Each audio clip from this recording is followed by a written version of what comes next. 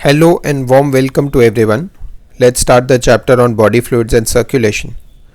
Blood is a specialized connective tissue and it is made up of plasma and formed elements.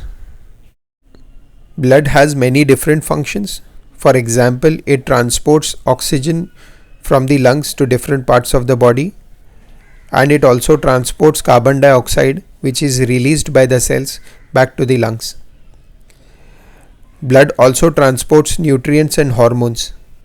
In the chapter of digestion and absorption, we had studied that the digested substances which are absorbed are taken to different organs by blood and lymph, and this process is called as assimilation. So blood helps in transport of nutrients across the body. It also helps in transport of hormones which is secreted by the endocrine glands. Blood also helps in regulation of body temperature.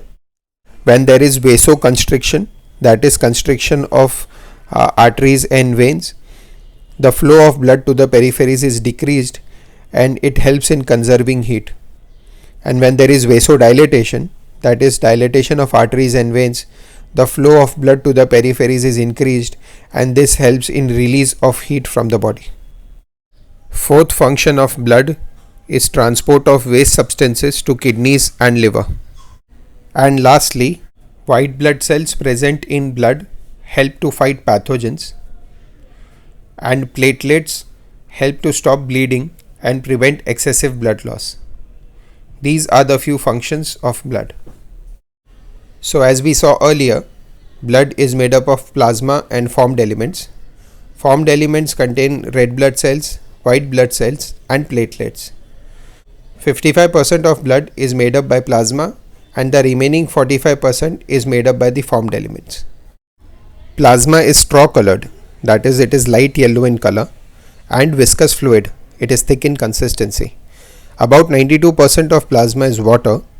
Proteins constitute about 6 to 8% of plasma. The major proteins in plasma are fibrinogen, globulin and albumin. Fibrinogen is required for clotting of blood, also called as coagulation of blood. Globulins have a role in defense of body. There are three types of globulins: alpha globulins, beta globulins and gamma globulins. Out of these three, gamma globulins have major role in immune function. The immunoglobulins are the antibodies which we know. For example, IgG, IgA, IgM, IgE and IgD. These are gamma globulins. And lastly, albumin helps in maintaining osmotic balance. It maintains osmotic pressure, which helps in maintaining blood pressure and blood volume. Plasma also contains small amounts of minerals like sodium, calcium, magnesium, bicarbonates and chloride, and nutrients like glucose, amino acids, lipids, etc. These nutrients are constantly transported by blood to different organs as per their requirements. Clotting factors are present in blood in the inactivated form, and they get activated if there is an appropriate stimulus. Plasma minus the clotting factors, that is plasma without the clotting factors, is called as serum. This serum is required for many diagnostic tests. Many blood tests require serum as a sample. So to obtain this serum, some amount of blood is taken from a patient or a person and is kept in a tube, and it is allowed to clot. After some time, this tube is kept in a machine called a centrifuge, and the process of centrifugation is done. After centrifugation, clotted blood with formed elements is seen in the lower part of the tube, and above it is clear liquid, that is the serum. After studying about plasma, let's move on to formed elements. Formed elements constitute 45% of blood and contain red blood cells, white blood cells and platelets. Let's talk about RBCs first. RBCs or red blood cells are also called as erythrocytes. They are the most abundant cells in blood. A normal adult human has about 5 to 5.5 million RBCs per millimeter cube of blood. In adults, RBCs are produced in the red bone marrow. The process of production of RBCs is called as erythropoiesis. In erythropoiesis, hematopoietic stem cells which are present in the red bone marrow after many steps give rise to mature RBCs. Mature RBCs do not have a nucleus and they are biconcave in shape. This biconcave shape provides flexibility to the RBCs, because of which they can move through small capillaries. Some of the capillaries are smaller than the size of the RBCs. Due to this flexibility, the RBCs can squeeze through these capillaries. RBCs contain hemoglobin. The red color of the RBCs is because of the hemoglobin. Hemoglobin molecule is made up of heme, which contains iron, and globin. We have discussed about the hemoglobin molecule in the chapter of breathing and exchange of gases. In normal adults, content of hemoglobin is 12 to 16 grams per 100 ml of blood. Major function of hemoglobin is transport of respiratory gases, especially oxygen. 97% of oxygen is transported bound to hemoglobin as oxyhemoglobin. As a minor function, hemoglobin acts as acid-base buffer and helps in maintaining acid-base balance. Normal lifespan of RBCs is 120 days and old and abnormal RBCs are destroyed in the spleen. Therefore, it is called as the graveyard of RBCs.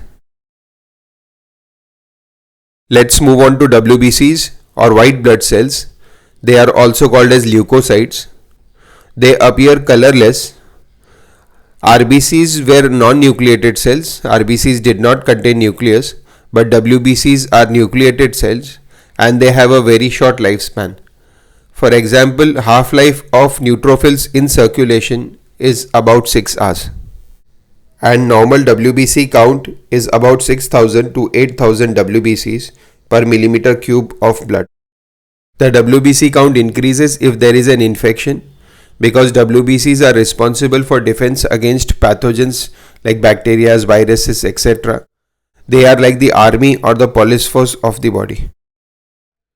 WBC are divided in two main categories, granulocytes and agranulocytes.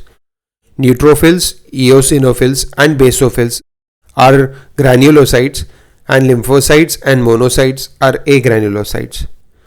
Neutrophils, eosinophils and basophils are called as granulocytes because under microscope their cytoplasm appears to be granular, and monocytes and lymphocytes are called as agranulocytes as their cytoplasm appears to be clear under the microscope.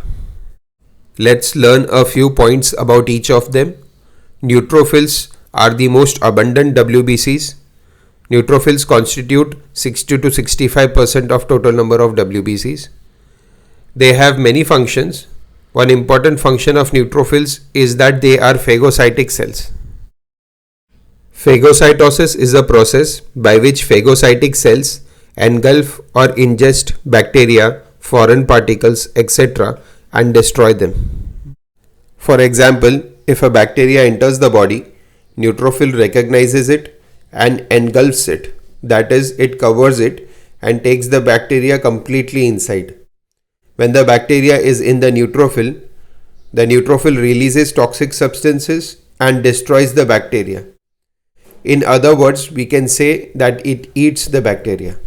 This is a simple explanation of the process of phagocytosis. Eosinophils are 2 to 3% of total WBCs. They have a role in resisting infections and are associated with allergic reactions. Many allergic reactions in our body are mediated by eosinophils. Eosinophils also have a role in defense against parasitic infections.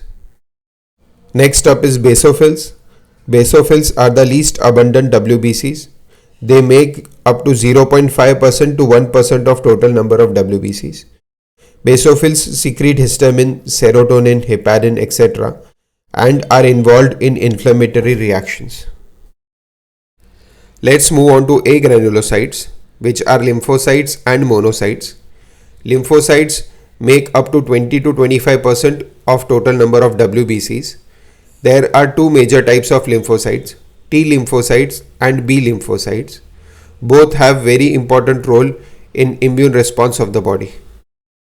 T lymphocytes are related to cell-mediated immunity, and B lymphocytes are required for secretion of antibodies, that is immunoglobulins, and are therefore related to humoral immunity. And lastly, monocytes. They constitute 6 to 8% of total number of WBCs, and like neutrophils, major function of monocytes is phagocytosis. A few words about the last formed element, that is platelets. They are also called as thrombocytes.